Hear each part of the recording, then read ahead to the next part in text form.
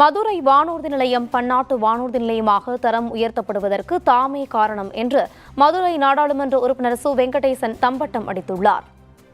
மதுரை விமான நிலையத்தை சர்வதேச விமான நிலையமாக ஆக்க வேண்டும் என்ற கோரிக்கை. இந்த கோரிக்கைக்காக மதுரையினுடைய நாடாளுமன்ற உறுப்பினர் என்ற முறையில் கடந்த 7 ஆண்டுகளாக நாடாளுமன்றத்தில் தொடர்ந்து கேள்வி எழுப்பி தலையிட்டு விவாதத்தில் பங்கெடுத்து அமைச்சரை நேரிலே சந்தித்து இடைவிடாது வலியுறுத்தி வந்தோம். 7 ஆண்டுகளுக்கு பிறகு 2 தினங்களுக்கு முன்பு கூடிய ஒன்றிய அரசினுடைய அமைச்சரவை மதுரை விமான நிலையத்தை சர்வதேச விமான நிலையமாக அங்கீகரித்திருக்கிறது.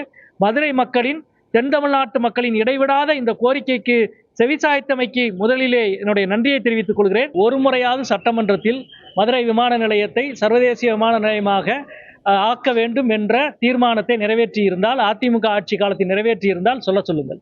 அதிமுக எதுவுமே செய்யவில்லை என்று நான் சொல்லவில்லை, செய்திருந்தால் சொல்லுங்கள் என்று சொல்கிறோம்.